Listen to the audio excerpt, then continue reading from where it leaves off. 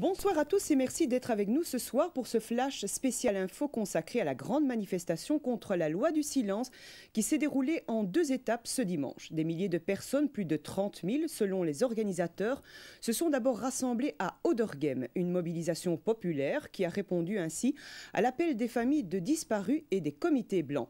Le maître mot de cette marche, c'était bien sûr combattre la loi du silence, refuser l'inertie et l'oubli. Les organisateurs ont demandé aux manifestants de dénoncer tout ce qui n'allait pas, en particulier les grandes enquêtes qui n'aboutissent pas, le récit de Raja Essefiani. Une fois de plus, l'appel des parents d'enfants disparus, auxquels se sont ralliées les victimes de grandes affaires criminelles, aura été entendu. 16 mois après la marche blanche et à la veille de la remise du second rapport de la commission du Trou, dont on connaît déjà la teneur, ils étaient des milliers à s'être donné rendez-vous à la station Delta ce midi. Parmi cette foule, les quelques 120 comités blancs du pays, mais aussi de simples citoyens. Une foule aux multiples slogans, mots de soutien au juge Conrod par exemple, dont le mandat vient finalement d'être renouvelé. Mais cette foule, c'était surtout des cris réclamant avec véhémence la vérité sur toutes les affaires. Depuis 20 ans, il y a des tas de dossiers dans ce pays où on ne sait pas très bien vers quoi on va, et que l'on saucissonne et pour finir, on ne sait jamais ce qu'il en est. Reprenez l'affaire des tueries, reprenez l'affaire du WNP, reprenez l'affaire Latinus, reprenez le dossier Coles, reprenez l'affaire du Trou.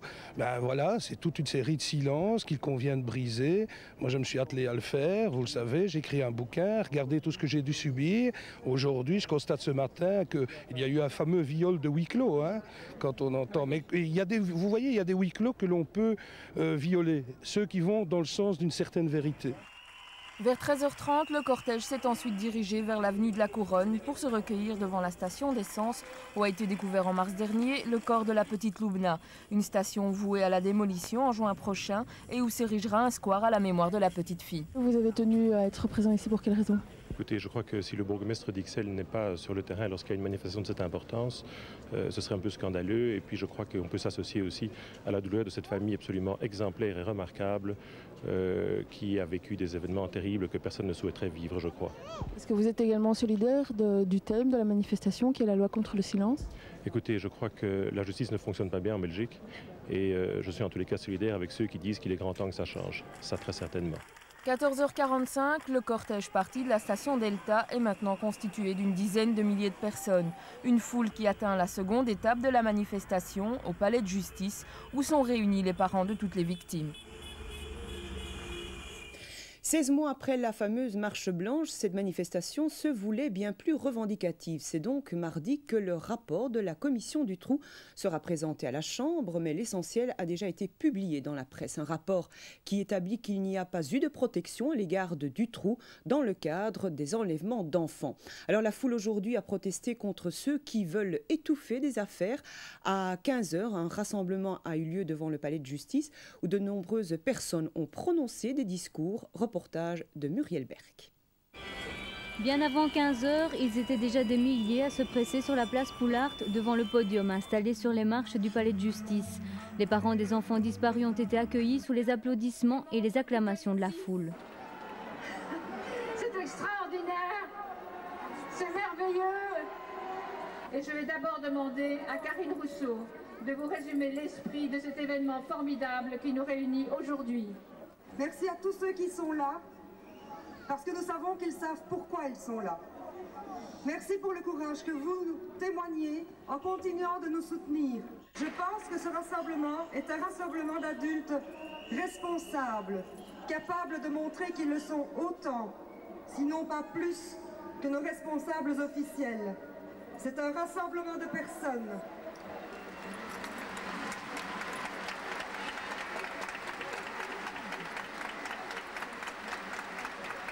C'est un rassemblement de personnes qui ne fléchissent pas devant le mur de la lâcheté, qui ne désertent pas leur avenir, qui n'abandonnent pas en chemin sous la pression ou par confort, par peur ou par égoïsme, leurs sentiments et leurs idées. Gino Rousseau a ensuite pris la parole. Il a énuméré une longue liste de termes banalisés par les médias. Les parents des enfants disparus. Raison, le rapport de la commission Marche Blanche, majorité, opposition. J'en appelle à tous les hommes et toutes les femmes qui régissent nos institutions. qui dirigent et qui influencent la vie de notre pays, pour que ces mots ne servent plus d'alibi, d'excuses, d'explications, de justifications, pour occulter la vérité, cette vérité dont nous avons tous besoin. Et puis je voudrais vous passer la parole à un ami, je ne sais pas si vous le connaissez, vous allez le découvrir, son prénom c'est Michel. Le journaliste de Télémoustique, Michel Bouffiou, a été acclamé en héros par la foule. Je voulais simplement peut-être vous lire le code de la Fédération internationale des journalistes, qui j'espère sera bien d'application encore à l'avenir en Belgique. Donc la Fédération internationale des journalistes dit que la liberté de la presse est la principale sauvegarde de la liberté d'expression, sans laquelle les protections des autres libertés civiques fondamentales ne sauraient être assurées. Des discours longs et nombreux pour dire non à la loi du silence. Quel moyen? Et je pense que l'inégalité fondamentale de la société est à la source de tout crime. Et tous les crimes pour lesquels on manifeste ici s'expliquent fondamentalement par cette seule raison fondamentale, c'est le pouvoir de l'argent en toute chose. Au-dessus de cette foule finalement très calme, c'est pourtant une grande désillusion qui semblait planer. Vous ne croyez pas que depuis la précédente marche blanche, les choses évoluent? Petitement, il faut encore plus, il faut faire plus. C'est la loi du silence, hein, voilà. Vous avez vraiment le sentiment qu'on essaye de museler les gens qui savent? Je vais dire quelque part, on essaye quand même, ça dérange quand même une histoire pareille. Alors Zola a dit il fallait trouver la vérité pour savoir s'il fallait mieux la faire, mieux la cacher. Est-ce que c'est pas ce qui est en train de se passer ici? Est-ce que vous ne pensez pas aussi que certains partis extrémistes pourraient récupérer le mouvement à leur compte? Oui, tout à fait. Ça, je crois que bon, c'est un risque, mais effectivement, c'est à nous d'être vigilants, quoi. Il faut expliquer la démarche aussi et ne pas rester à des slogans, justement. Je crois que derrière les slogans, il faut bien expliquer ce qu'on veut, et ce qu'on veut, somme toute, c'est pas des partis extrémistes. Ce sont des partis démocratiques qui donnent au peuple un rôle démocratique, le rôle qu'il doit jouer. La volonté donc remettre les citoyens au cœur des débats et sans doute aussi voir se concrétiser des réformes qui ne se font pas encore vraiment sentir, mais qui sont pourtant en cours à plusieurs niveaux de pouvoir.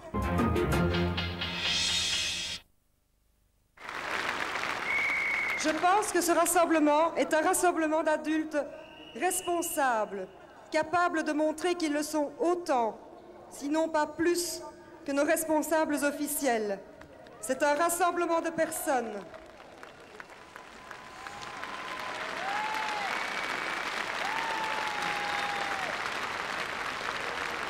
C'est un rassemblement de personnes qui ne fléchissent pas devant le mur de la lâcheté, qui ne désertent pas leur avenir, qui n'abandonnent pas en chemin sous la pression ou par confort, par peur ou par égoïsme, leurs sentiments et leurs idées. Ceci est un rassemblement de personnes qui nous ont rejoints pour démontrer qu'il était plus que jamais nécessaire d'ouvrir les yeux et de dresser certains constats afin de ne pas simplement regarder et laisser faire.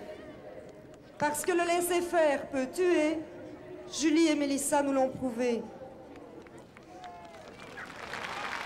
Bonsoir à tous, c'est même un rassemblement qui aura réuni au moins 25 000 personnes selon la gendarmerie cet après-midi dans les rues de la capitale. Et si pour les organisateurs il y avait plus de 30 000 personnes, on retiendra surtout au-delà des chiffres que cette manifestation pour la vérité et contre la loi du silence aura été un véritable succès. Je vous propose tout d'abord de voir l'ambiance qu'il y avait cet après-midi aux environs du palais de justice lorsque les parents ont pris la parole. Le reportage de Jean-Paul Dubois.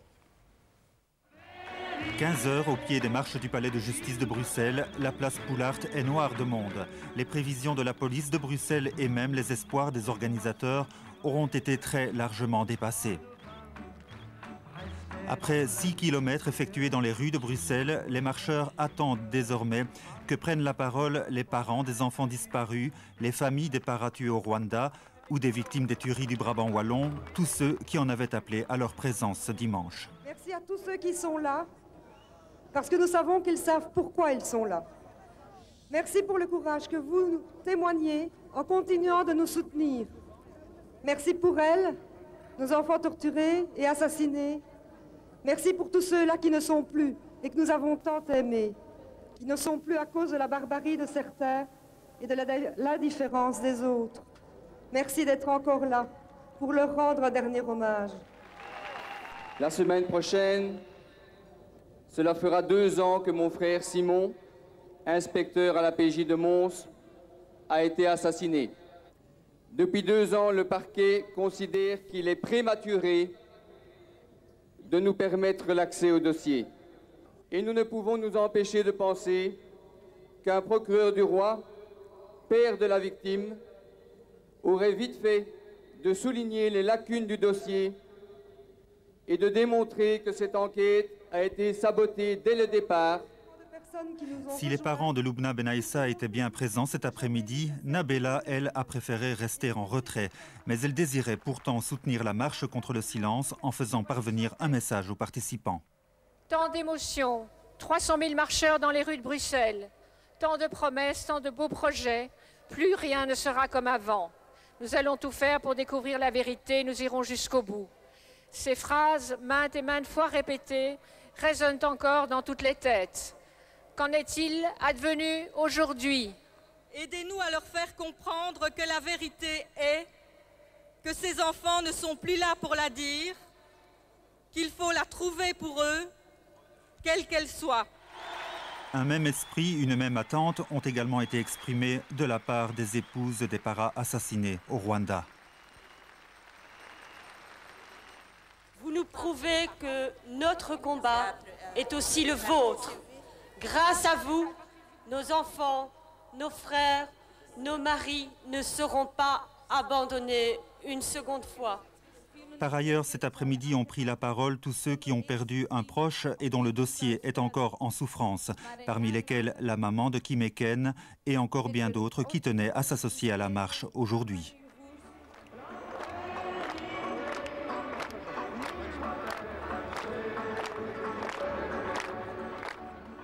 C'est vers 12h30 qu'avait été donné le départ de cette manifestation depuis l'ancienne champignonnière près de la station de métro Delta.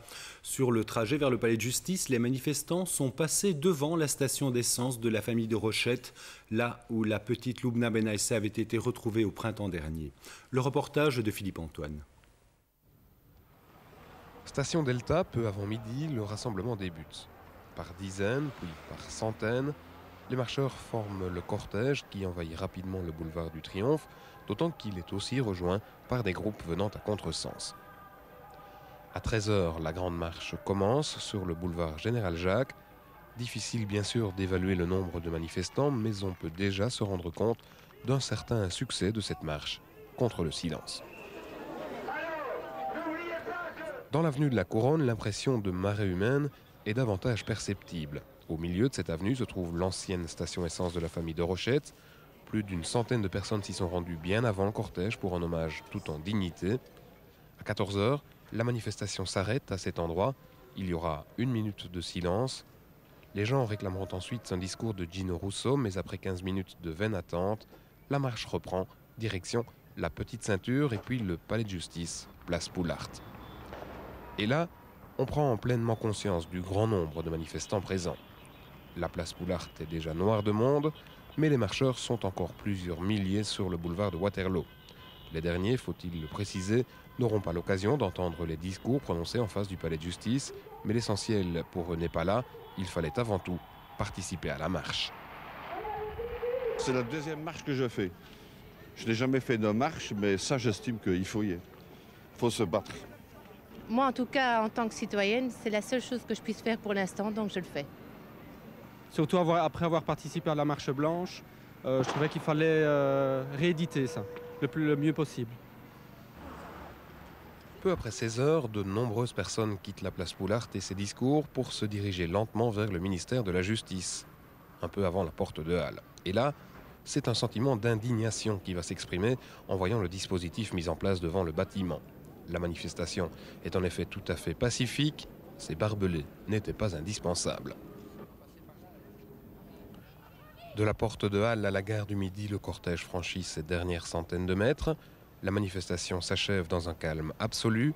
Les uns empruntent les transports en commun, les autres rejoignent leur car. À 18h, la marche contre le silence est terminée. On l'a dit, cette manifestation pour la vérité et contre la loi du silence était organisée non seulement par la famille Rousseau, mais aussi notamment par les proches des victimes des tueries du Brabant ou encore des familles des paras assassinés au Rwanda. Plusieurs personnalités comme Arthur Rollo, Philippe Geluck ou notre confrère Michel Bouffiou, pour n'en citer que quelques-uns, avaient tenu également à apporter leur soutien à cette action. Très écoutés également, ces personnalités qui désiraient cautionner de leur présence la marche pour la vérité. Particulièrement applaudi Arthur Rollo. Adresser à nos gouvernants un message clair. Nous sommes des citoyens, des démocrates. Nous voulons vivre dans une démocratie qui respecte les citoyens qui la composent. Une démocratie pour laquelle les hommes de ma génération ont payé assez cher par leur souffrance et par leur mort le droit de la défendre aujourd'hui. Je suis extrêmement inquiet que dans mon pays, un corps de police comme la gendarmerie, dont des dizaines d'exemples viennent de montrer qu'elle a plusieurs fois agi illégalement, que certains de ses membres ont menti sous serment, qu'elle s'est rendue coupable de rétention d'informations, qu'en possession de suffisamment d'éléments, elle n'ait pas volé au secours de fillettes violées et torturées, que ce corps de police soit susceptible de devenir notre police nationale unique, je l'avoue, me terrorise. Le contexte économique et social du pays aura été rappelé par la présence de convoyeurs de fonds ainsi que d'ouvriers de Volkswagen. Verzamelen duizenden mensen. Om 1 uur vertrekt de massa richting Justitiepaleis. Ze stappen langs de oude champignonkwekerij waar Christine van Hees vermoord werd. Dan gaat het via de Generaal Jacqueslaan, de Kroonlaan en Troonstraat naar de Kleine Ring. Bij het vertrek zijn het ongeveer 3000 mensen, maar onderweg sluiten zich al maar meer mensen aan. Waarom bent u gekomen? Om de ouders te steunen, voor die kindjes. En omdat er helemaal nog niets gebeurd is en dat ik het heel schandalig vind. Na een jaar en een half. Er waren er 2 zogezegd ontslagen, die hebben terug hun post gekregen. En daarvoor, ik zeg, het kan niet meer. België is kapot. Il a droit à la parole comme tout le monde! Ik doe het gewoon ook om de ouders te steunen, dat ze voelen dat ze niet alleen staan. Dat er toch nog mensen zijn die met hun verdriet kunnen meeleven. Wij staan hier op 20 meter van de garage van de Rochette. Het doet iets. Als je er passeert, dan denk je, wat hebben die mensen allemaal meegemaakt? Het is gewoon verschrikkelijk dat er met de kinderen kan gebeuren. Het zou niet mogen gebeuren. Aan de garage van Patrick de Rochette, de man die de kleine Lubna Benaissa om het leven bracht, stopt de menigte. Er wordt een minuut stilte gehouden. Ce sont pour moi particulièrement de mauvais souvenirs, tout ceci. Ce qui s'est passé ici est vraiment dramatique. Et je crois qu'il est grand temps qu'on change dans ce pays beaucoup de choses, notamment au niveau de la justice. Et quant à ceci, eh bien, ce bâtiment va être démoli très rapidement pour en faire un petit square, pour qu'on ne se rappelle plus jamais ce qui s'est passé ici, qui est vraiment dramatique. 1,5 jaar na de Witte Mars blijft de verontwaardiging bij de mensen groot. De beloftes van toen blijken lucht te zijn, zeggen de mensen, en daarom zijn ze boos. De politiekers zijn zich volledig belachelijk aan het... Le jeune n'est pas devenu soudain indifférent, distant, trop occupé. Hier, c'est vrai, il n'était pas sur le podium place Poulart. Il avait choisi d'accorder la priorité à son fils, Maxime, âgé de 8 ans. Maxime participait hier à un championnat national de karaté et j'ai donné la priorité à ma famille et à suivre Maxime à son championnat de karaté. C'est pour ça que je n'étais pas présent à la manifestation, mais il est tout à fait sûr, et ça j'avais dit à Gino, que je cautionnais cette manifestation, mais que je n'y prendrai pas à part parce que je privilégiais la vie de famille. Donc vous avez toujours autant de contact avec les parents, vous êtes toujours là? On est toujours là, on est toujours ensemble, je ne vois pas pourquoi on essaye de nous diviser. Priorité à sa famille, priorité aussi au centre pour enfants disparus. Jean-Denis Lejeune s'y consacre pleinement, tout doit être opérationnel pour fin mars, date de l'inauguration. Qu'est-ce que vous en pensez de cette manifestation? Il y avait quand même 25 à 30 000 personnes. Mais pour moi, c'est encore un succès. Mais c'est encore malheureux aussi de voir qu'il n'y avait que 30 000 personnes dans la rue. Je veux dire, les gens sont toujours mobilisés, ça c'est clair, mais beaucoup moins qu'avant. Jean-Denis Lejeune participera sans doute à d'autres manifestations, à condition bien sûr que Maxime n'ait pas de compétition ce jour-là. Très remarqué et chaleureusement ovationné ce dimanche, le fils et l'épouse de Guy Poncelet, le procureur du roi de Tournai. Celui-ci ayant été sommé de se taire par son supérieur, c'est sa famille qui a repris le flambeau. Elle exige aujourd'hui que vérité soit faite dans l'assassinat de Simon Poncelet, un inspecteur de la PJ, abattu il y a presque 2 ans. Alain Dils.